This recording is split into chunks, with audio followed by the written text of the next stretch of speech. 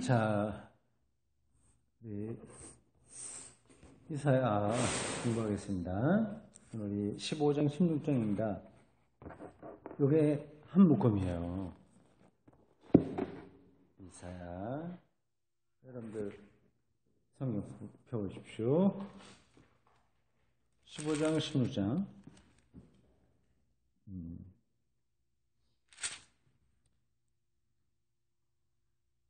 모압에 관한 이야기입니다. 모압. 우리가 지난 시간에 13장, 14장 할 때는 바빌론, 아수르, 블레셋 세 나라에 대한 하나님의 심판이 나왔는데 이제 15장과 16장에는 모압이 나옵니다. 모압은 앞에서 말한 나라에 비해서는 좀 작아요. 앞에 있는 것은 큰 나라들입니다. 바벨론, 아수르, 블레셋 큰 나라들이에요. 근데 모압은 조금 작지만 그 이스라엘하고 또 깊숙이 연관이 되어 있습니다. 이건 좀 특이한 부분이에요. 그래서 이 학자들도 도대체 이게 지금 어떻게 저기 들어왔나, 뭐 어떤 그 근거들 이런 것들을 일치해서 이렇게 분석해내지 못하고 있습니다. 그리고 여기는 뭐 까다로운 그 지명들이 많이 나와요. 낯선 것들이 많이 나옵니다. 좀 지루한 내용입니다. 그래서 이거 그냥 건너뛰고 17장 더 다시 할까 생각하다가 또 그러면 이가 빠진 것 같아서 기왕하는 거 해야 되겠다 생각했습니다. 15장과 16장입니다. 이 모압인데요. 여러분들 성경 뒷부분에 한번 가보십시오. 지도 찾아보세요. 지도 몇 개가 있는데 그 중에서 맨 앞에 있는 지도 찾아보십시오. 창세기의 세계라고 하는 타이틀에 붙은 지도가 시작됩니다. 찾으셨어요? 네. 맨 뒤에 가면 성경 맨 뒷부분에 지도의 첫 번째 쪽 제목이 창세기입니다. 창세기. 지중해가 중간에 있고요. 지중해 왼쪽에 있는 게 위에 있는 게 지중해 바로 왼쪽 위에 있는 게 이탈리아입니다. 이탈리아 생긴 다 반도죠, 반도.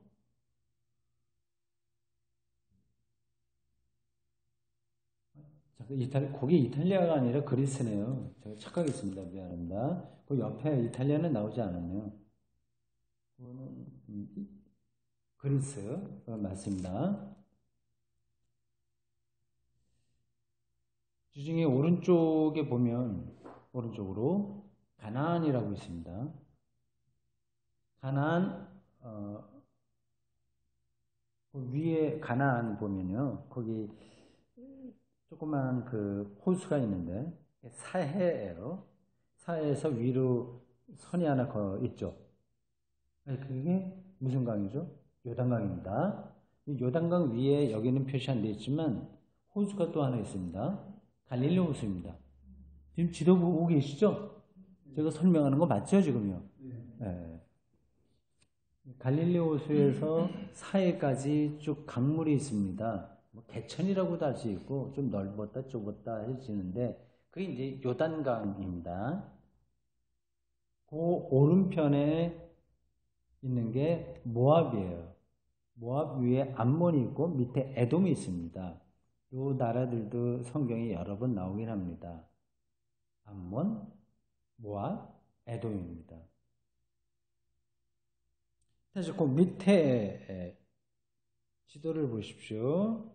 출애굽의 경로 이렇게 되어 있습니다. 그건 조금 지도가 크게 나왔습니다. 확대한 지도입니다.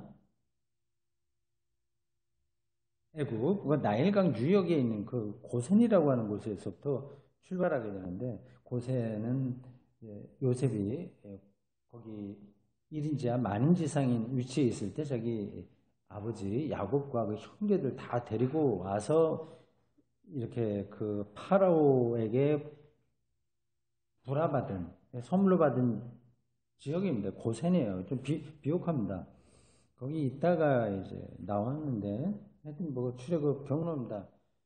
다시 한번 거기에 오른쪽 위에 보면 다시 한번 사해가 나온다. 사해요. 사해라고 써여 있지는 않은데 그 호수가 사해입니다. 길쭉하게 생겼어요. 사해 바로 위쪽에는 여리고가 있죠. 그러니까 이스라엘 사람들이 이집트에서 출발해 갖고 이렇게 좀 나와요. 그 화살표가 있습니다. 시내산까지 갔다가 밑으로 내려왔다가 뭐 올라가고 뭐 왔다 갔다 뭐 하다가 이제 가나안으로 가려면 왼쪽으로 올라가야 되는데 가지 못하고 사정이 있어서 사해 오른편으로 갑니다. 그때 이제 에돔도 만나고 모압도 만나고 많이 만나죠. 그리고 뚫고 올라가서 요단강을 건너서 처음 만난 도시가 여리고죠. 그 다음에 아이성이고 그러면서 그 가나안 지역에서 토지 분쟁을 벌입니다. 그때도 이제 모압이 나와요. 요 모압입니다. 이 모압이 상당히 유명한 나라였다고 할 수 있습니다. 뭐 옛날에야 뭐 나라가 처음부터 딱 세워진 거 아닙니다. 그냥 어떤 종족이 이렇게 있다가 뭐 모압족이라고 할 수 있을까요? 그러다가 옆에서 좀 힘이 붙어서 막 이렇게 모으고 또 뭐 없어졌다가 다시 나오기도 하고 많이 그렇습니다. 한 장 더 넘겨보십시오. 분단된 이스라엘 왕국이라고 하는 제목의 지도가 있습니다. 그렇죠? 네. 거기도 보십시오. 맨 밑으로 보면 사해가 나와요. 여기 이제 비로소 사해라고 하는 이름이 나오네요.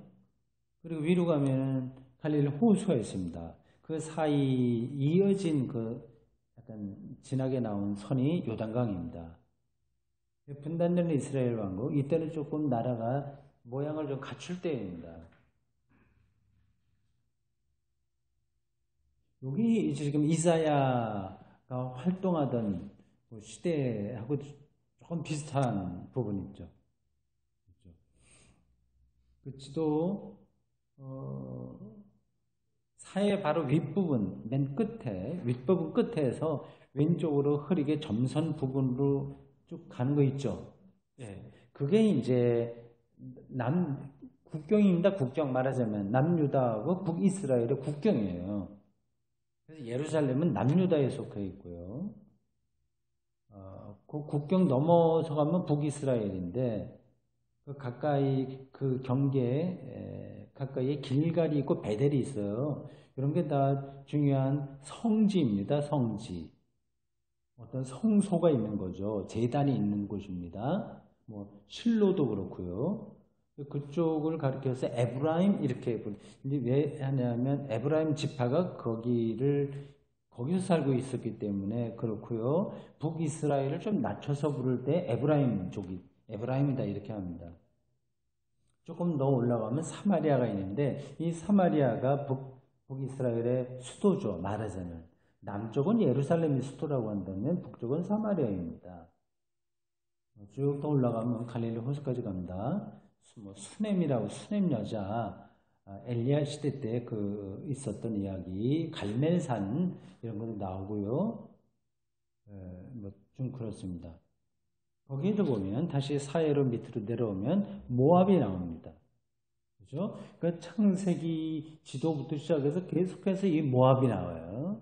그 구약 성서하고 굉장히 긴밀하게 연결된 나라다. 그걸 알 수 있죠.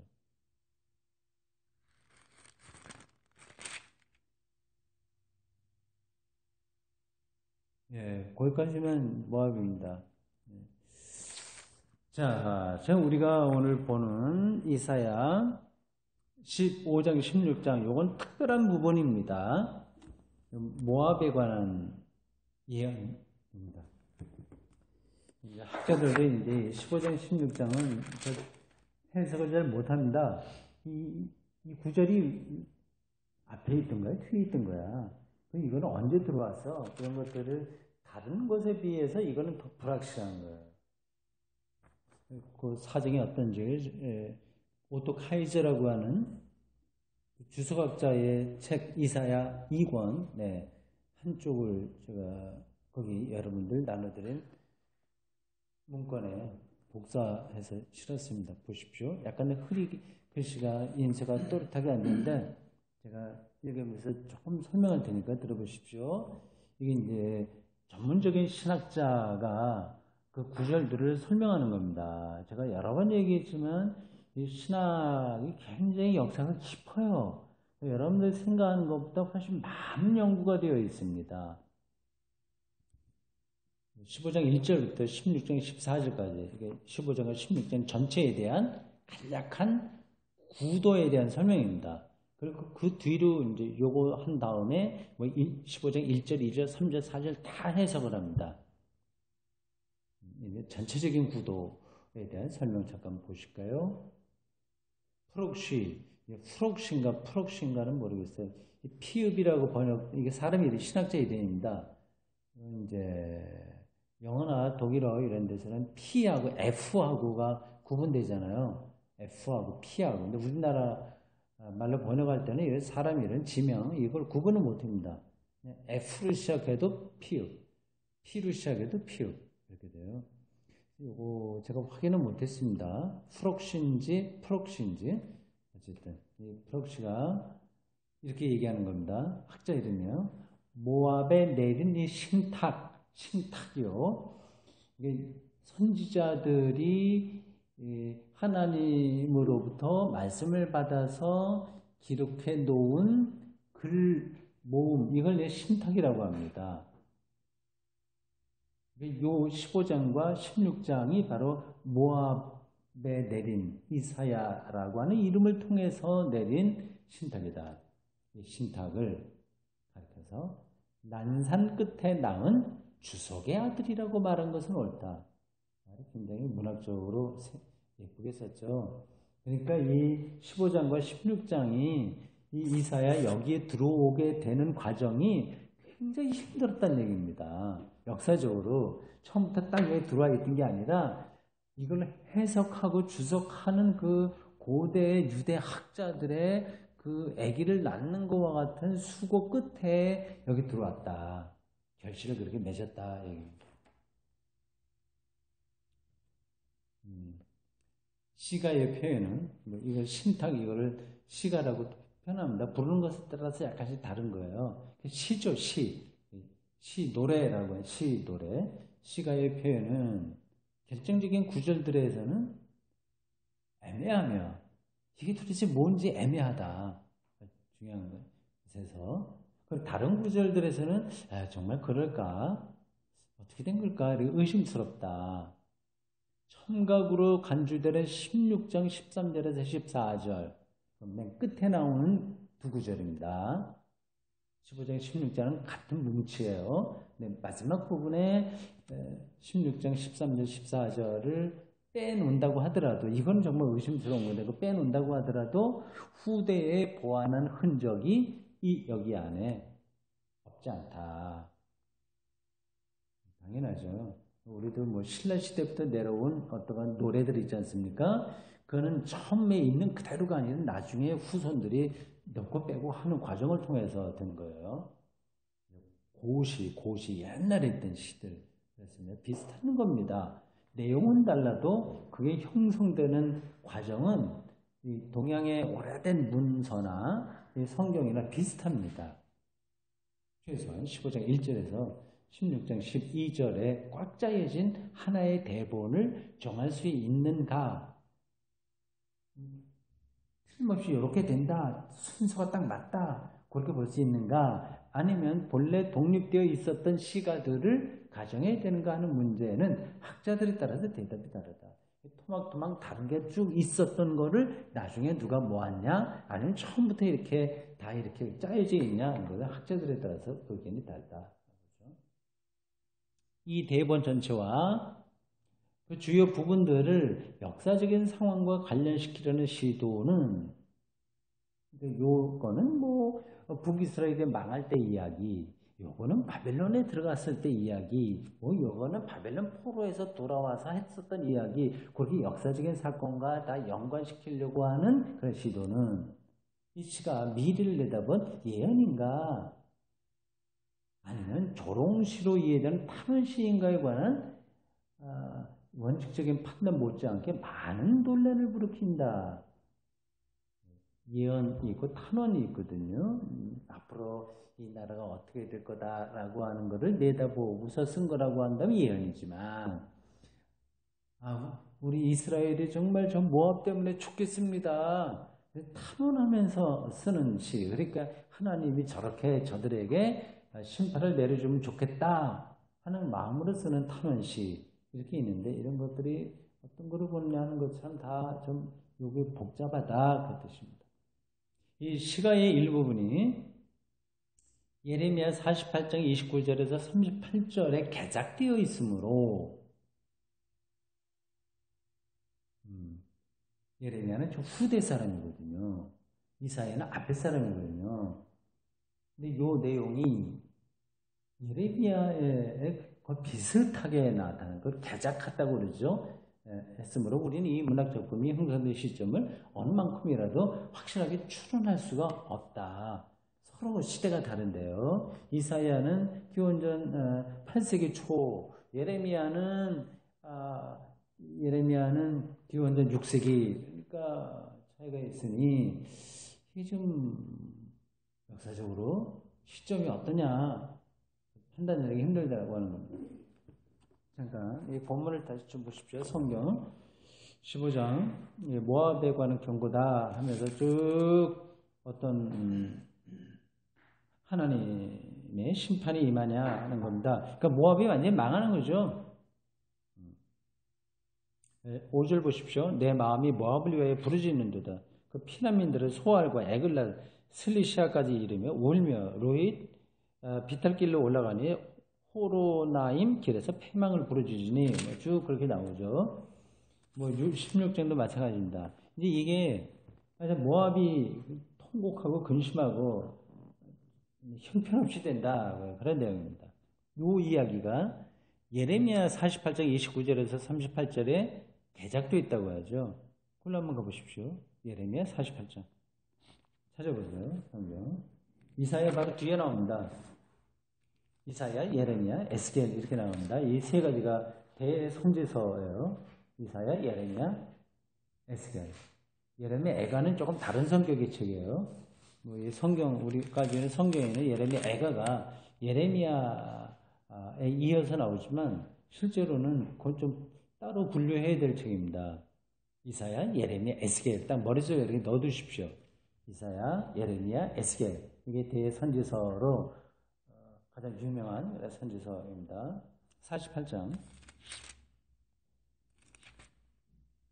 29절부터 38절까지 눈으로 한번 보십시오. 29절 이렇게 되어 있습니다. 우리가 모압의 교만을 들었나니 심한 교만, 그의 자고와 오만과 자랑과 그의 마음이 거만이로다. 그리고 쭉 나옵니다. 36절 나의 마음이 모압을 위하여 피리같이 소리내며 나의 마음이 길르앗 사람들을 위하여 피리같이 소리내나니 이는 그가 모은 재물이 없어졌습니다. 정말 쫄딱 망했다는 거죠. 그러니까 위로하려고 피리를 부를 정도다. 그런 겁니다. 이사야 여기 15장과 16장에 나와 있는 이 본문이 예레미야 한참 후대 사람, 한 200년 이상 후대 사람의 글에 다시 개작돼서 나오는 걸 놓고 보니 이사야 15장과 16장이 언제 기록됐는지에 대한 것이 확실하지 않다. 얘기입니다. 다시 우리 복사물로 들어가십시오.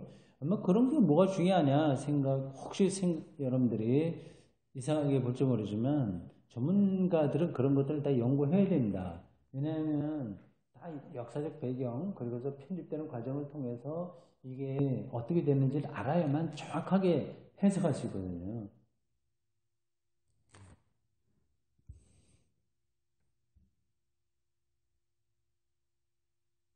자, 그 문구 보십시오. 왜냐하면 전승된 형태의 예레미야 48장은 오늘날까지 그 성립 연대에 대한 일치된 견해는 없지만 어쨌든 예레미야 이후의 작품이기 때문이다. 고 예레미야 48장도 실제 예레미야가 아니라 예레미야보다 후대에 있었던 게 거기 들어간 거라고 하네요. 거기 이제 이사야 여기에 들어갔다면 더 거슬러 올라가게 된 거죠. 아무튼 16장 1절에서 6절에 예레미야서에 대응구가 없다는 것은 우리의 눈길을 끈다. 대다수는 거기 있는데 요 부분은 또 없다고 하네요. 그러나 이런 사실로부터 적어도 16장 1에서 6절이 예레미야 48장 29절 이하가 형성된 이후에 비로소 이사야서의 일부가 되었다는 결론을 내릴 수 있는지는 여전히 의심스럽다. 왜냐하면 이 구절들의 수정은 이 구절의 편찬자의 의도에 근거할 수도 있기 때문이다. 성경 이런 것들이 이사야가 이름으로 나왔지만 나중에 편찬한 사람이 좀 넣기도 하고 빼기도 하고 뭐 그런 걸 많이 했습니다. 이 신탁이 16장 13절 14절에 다시 채용된 것도 확실한 근거가 없다. 또한 13절 14절이 첨가될 당시에 15장 1에서 16장 12절 이건 전체예요. 이미 현재 형태로 완결되었는지도 판단할 수 없다. 이러한 사정을 감안할 때, 복잡한 그러한 상황을 감안할 때 주석가들의 견해가 크게 다른 것은 놀라운 일이 아니다. 이 부분 특별히 더 그런 겁니다. 다른 데서는 의견들이 모아져요. 요거는 바벨론 시대 때야. 이건 어떤 때야. 이건 어느 왕 때야. 그게 되는데 이 부분에서는 특별히 의견들이 갈립니다. 결국 16장 13절 14절 이건 아주 특별한 요소예요. 맨 뒤에 나오는 겁니다. 본래적인 요소가 아니라고 하는 점에서 학자들이 견해가 일치한다. 요거에서는 일치해요. 이거는 원래 있었던 게 아니라 나중에 들어온 거다고 하는 점에서는 다 동의하는 거죠. 학자들은 또한 16장 1절과 3절의 문맥을 단절시켜 의미가 통하지 않게 하는 16장 2절도 15장 9절 전반절 뒤에 놓으려고 한다. 됐습니다. 이거는 뭐 더 복잡한 거 그런 정도만 하겠습니다. 오토카이저의 이거를 제가 여러분들에게 소개하는 이유는 이 내용을 여러분들 모르셔야 됩니다. 이 15장 16장이 이렇게 어쨌든 복잡한 역사적 과정을 통해서 여기 들어왔다고 하는 걸 전제하고 이것이라 그 뜻입니다. 자, 본문 봅시다.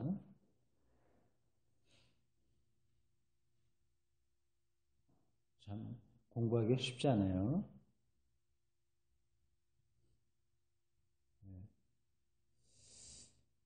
자, 우리 15절 1절에서 9절까지 같이 읽겠습니다. 읽을 때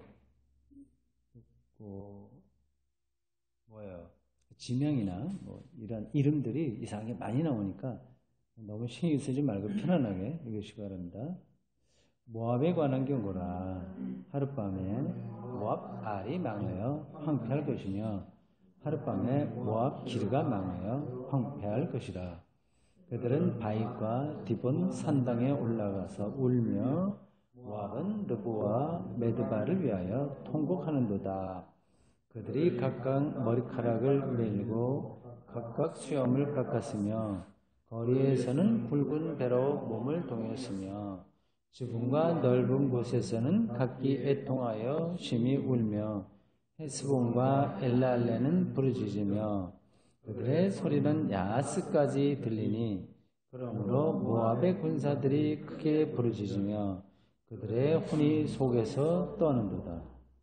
내 마음이 모압을 위하여 부르짖는도다. 그 피난민들은 소알과 에글랏 슬리시아까지 이르고 울며 브로잇 비탈길로 올라가며 호로나임 길에서 패망을 부르짖으니 이르민 꿀이 마르고 풀이 시들었으며 연한 풀이 말라 청조한 것이 없음이로다.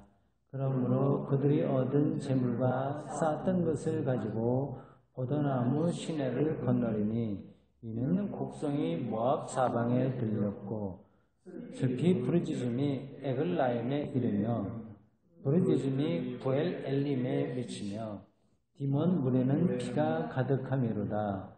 그럴지라도 내가 디몬의 재앙을 더 내리되 모압에 도피한 자와 그 땅에 남은 자에게 사자를 보내리라.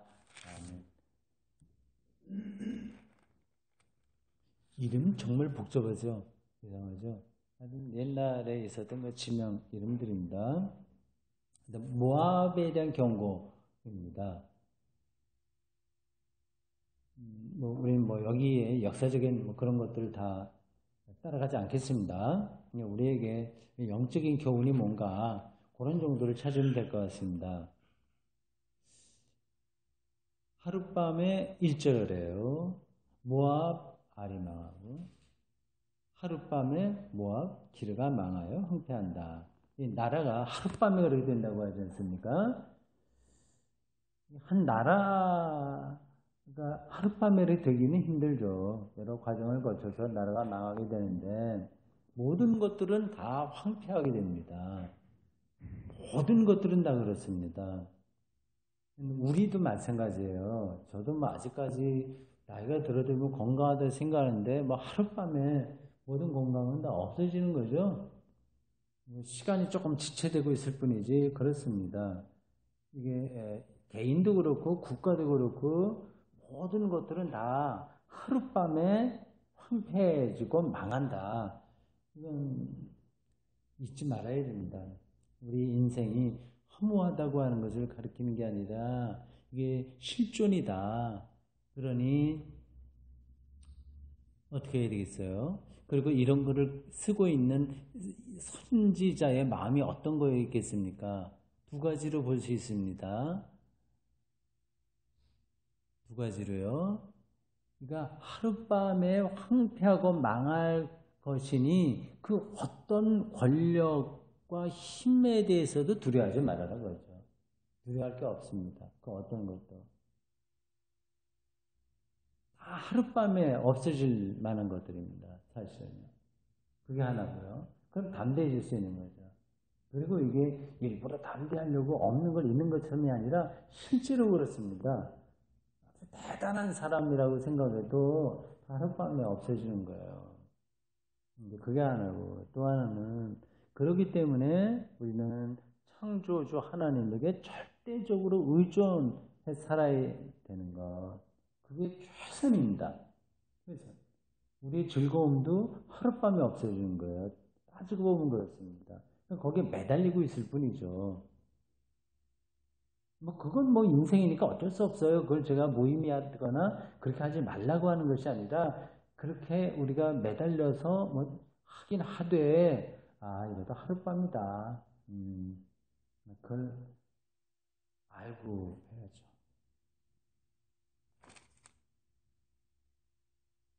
6절 보십시오. 이렇습니다. 이 물이 말고 풀이 시들었으며 연한 풀이 말라 청정한 것이 없음이로다. 이렇게 됩니다. 다행스러운 거예요. 하나님께서 이런 방식으로 모든 자연과 인간과 나라까지 모든 권력까지 다 똑같이 심판하시니 얼마나 다행스럽겠습니까? 똑똑한 사람은 더 오래 살거나 업적을 남긴 사람은 더 이렇게 좋은 게 많아진다거나 그렇게 되면 하나님의 심판은 정의로운 게 아니죠. 다 똑같습니다. 물이 마르고 풀이 시들고 연한 풀이 다 말라버리는 그 하나님의 심판이 우리에게 있습니다. 이거는 우리의 인생이 비참하다는 뜻이 아니라 하나님의 심판이 공의롭다. 실제로 이래요. 그들이 얻은 재물과 쌓았던 것을 가지고 버드나무 시내를 건너는 이거 피난길을 떠난다고 하는 거예요. 더 이상 재물과 쌓았던 것 이런 것들이 유지가 되지 않으니 이곳저곳으로 계속 피난을 떠나면서 사는 인간의 모습을 여기서 우리가 찾아볼 수 있습니다. 저는 이게 그렇게 과장됐다고 생각하지 않습니다. 모압을 향한 경고이긴 하지만 모압만이 아니라 오늘 우리들의 인생까지도 다 포함한 경고입니다. 이런 경고를 아주 실질적인 것으로 받아들인다면 우리가 어디에 연연해서 매달리지 않고 살면서 그건 우리 자신에게도 매달리지 않고 창조자 하나님에게 전적으로 우리가 의존하면서 살게 되죠. 그게 이제 영원한 안식, 평화, 기쁨, 해방을 얻는 유일한 길입니다. 자, 15장은 그 정도로 정리하면 되겠습니다. 16장 같이 읽겠습니다. 너희는 이 땅 통치자에게 어린 양들을 드리되 셀라에서부터 광야를 지나 딸 시온산으로 보낼지니라.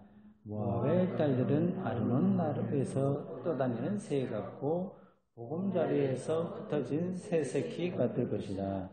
너는 방도를 베풀며 공의로 판결하며 대낮에 밤같이 그늘을 지으며 쫓겨난 자들을 숨기며 도망한 자들을 발각되게 하지 말며 나의 쫓겨난 자들이 너와 함께 있게 하되 너 모압은 멸절하는 자 앞에서 그들에게 피할 곳이 되라.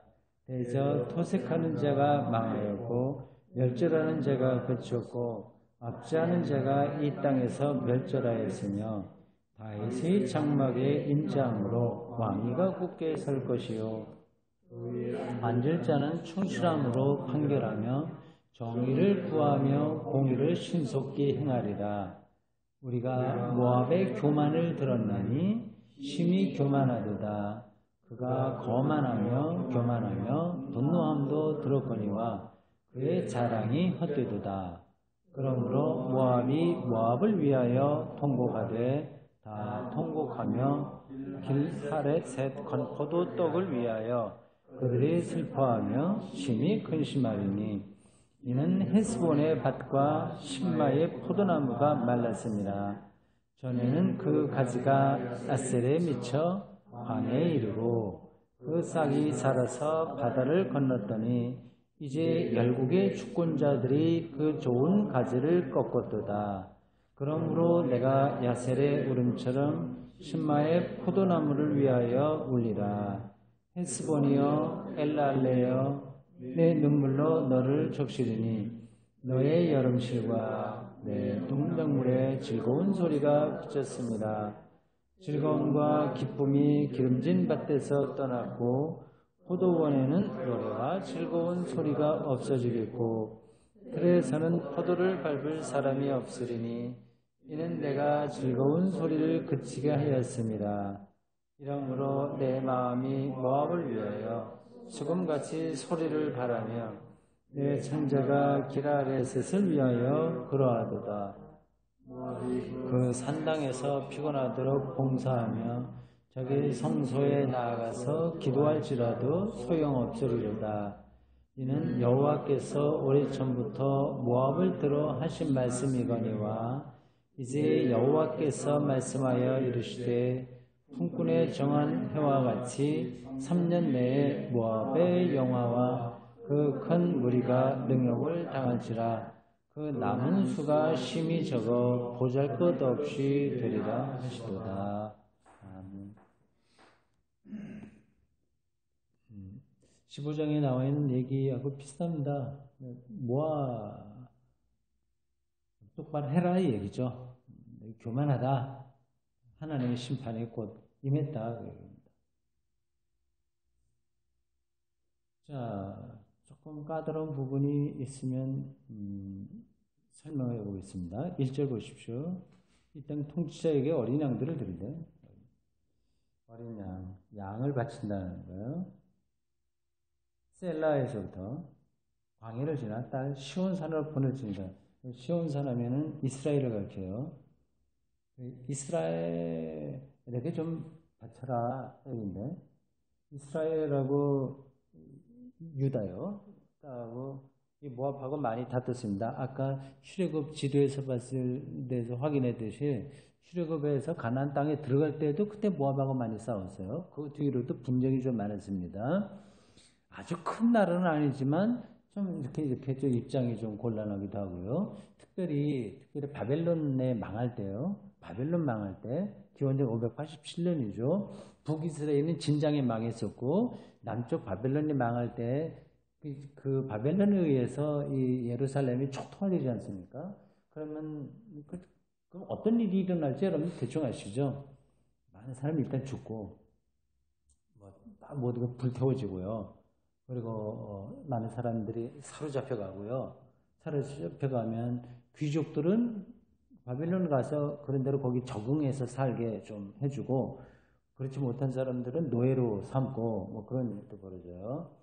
그리고 또 많은 사람들은 다 도망갑니다. 모압 땅으로 많이 도망갔습니다. 모압. 그러니까 사해 동쪽이에요. 요단강 건너서 처음에 가나안 땅 들어갈 때 여호수아와 같이 요단강 건너서 올 때처럼 이제는 거꾸로 요단강을 건너서 밑으로 사해 오른쪽인 내려가 피신했습니다. 모압으로 갔어요. 아마 이 구절들도 그런 거하고 연관되지 않을까. 그래서 그런 것에 대한 것을 마음에 두고 쓴 노래들이 나중에 전송돼서 이런 대목에 들어간 것으로 보입니다. 유대죠, 정확하게 하면. 그 사람들이 이렇게 저렇게 피신하고 했지만 그들을 무시하지 마라. 3절 보세요. 3절. 너는 방도를 베풀며, 방도는 이제 조언해준다는 거예요, 조언해주고, 공의로 판결하고, 대낮에 밤낮에 그늘을 지며. 왜 그러겠어요? 대낮에 밤낮에 그늘을 지는 건 뭐겠어요? 거기는 너무 뜨겁습니다. 완전히 사막과 같은 곳이니까. 그늘을 좀 지어라. 좀 피신하게 해라. 쫓겨난 자들을 숨기며, 이 쫓겨난 자들이 바로 바빌론에 망할 때 이제 도망은 피난민들이죠. 유대 피난민들이에요. 그들을 숨기고 도망한 자들을 발각되지 않게 바빌론에 가서 이렇게 이르지 말고 좀 잘 숨겨줘라. 그런 겁니다. 그런 역사적 배경이 있는 구절들이 이제 어느 누구에 의해서 처음 불려지다가 이제 쭉 전승되었고, 그래서 어느 때에 이르러서 요 구절에 들어온 겁니다. 4절도 비슷한 얘기입니다. 나의 쫓겨난 자들이 너와 함께 있게 하되. 그렇죠. 바벨론에 의해서 망해서 다 이리저리 다 흩어지는데 모압까지 간 사람들이 있어요.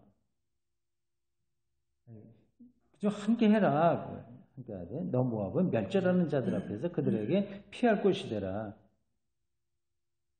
대저 토색하는 자가 망하였고 멸절하는 자가 그쳤고 압제하는 자가 이 땅에서 멸절하였으며 등등 쭉 나갑니다. 그런 노래, 일단 동요죠, 말하자면. 그런 노래를 많이 부름으로써 모압에 있는 사람들이 바벨론에 의해서 쫓겨난 유대 사람들을 이렇게 보호해야 되지 않냐, 그런 분위기를 만든 노래로 보입니다. 5절에 보면 갑자기 이제 좀 다른 이야기가 나와요. 다윗 장막에, 다윗 족속을 가리키죠. 다윗 가문입니다. 왕위가 굳게 설 것이다. 비록 바벨론에 의해서 망했으나 다윗 가문은 다시 일어난다. 왕위가 굳어진다. 그 위에 앉을 자는 메시아를 가르칠까요? 여기에 어떤 메시아니즘이 좀 부분적으로 들어와 있을까요? 정확하게 모르겠습니다. 유대 사람들은 다윗 가문에서 메시아가 온다고 생각했습니다. 지금은 망했으나 결국 그렇게 된다. 그 위에 앉을 자, 다윗 왕조의 전통을 이어서 앉을 자는 충실함으로 판결하며 정의를 구하며 공의를 신속하게 행하리라.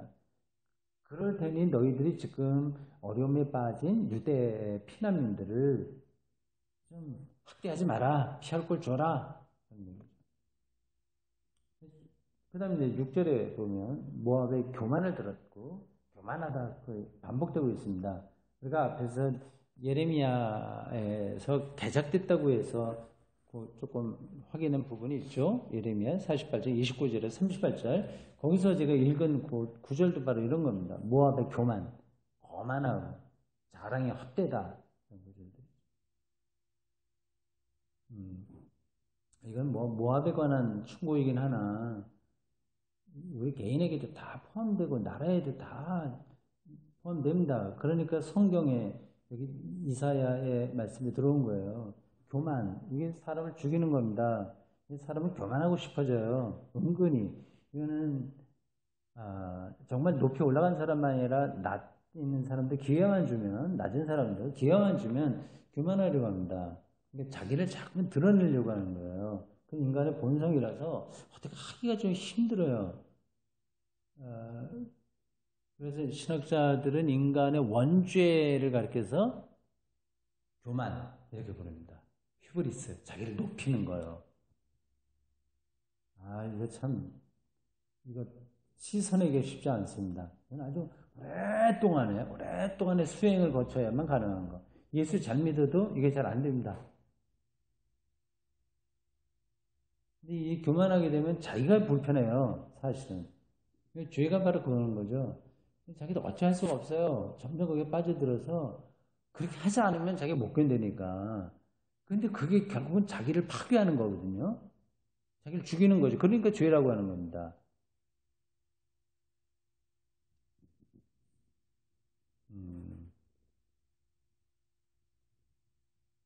자, 12절 보십시오. 모압이 그 산당에서 종교 장소입니다. 산당, 성소라고도 하고요. 이스라엘 그 가나안에도 이스라엘 사람들이 거기 출애굽 다음에 들어갔을 때 이미 산당이 많았습니다. 그 산당에서 하나님을 섬기기도 했습니다. 여러분들이 잘 알고 있는 그 솔로몬이 1000번째 드렸다고 하는 거 있지 않습니까? 그것도 산당에서 드린 거예요. 우상을 섬기던 곳에서 드린 겁니다. 그러니까 그런 구절들을 보면 성서기자가 행간을 통해서 그 솔로몬을 비판한다고 볼 수 있습니다. 겉으로는 1000번제라고 1000번제는 아시죠? 1000번의 번제를 드렸다고 하는 게 아니라 1000마리의 소를 바쳤다고 하는 겁니다. 근데 그게 이제 가나안 우상을 섬기던 장소에서 한 거거든요. 거기서 이제 하여튼 지혜를 달라고 그랬다고 해서 우리 괜히 높이 평가하는데 아주 복잡한 이야기입니다. 근데 거기에 많았습니다. 이 모압이 이 종교 행위를 하는 그 산당에서 피곤하도록 봉사하며 재밌어요, 표현이요. 오늘도 교회에서 피곤하도록 봉사하는 사람들이 많이 있어요. 정말 주일이 오히려 피곤하다고 많이 그러지 않습니까? 실질적으로 그래요. 새벽서부터 밤늦게까지 쉬지를 못하는 거죠. 주일은 정말 쉬어야 되는데 이렇게 좀 그래요. 하여튼 이거 비슷합니다. 그 산당에서 피곤하도록 봉사하며 성소에 나가서 기도할지라도 뭐라 그래요? 소용없다.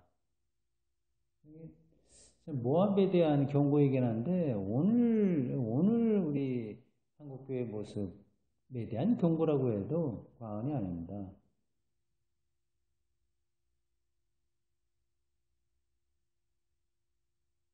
네. 그러니까 근데 무조건 종교적인 모습 그것만 갖고 있으면 하나님에게 바른 것이 못 된다. 그렇죠?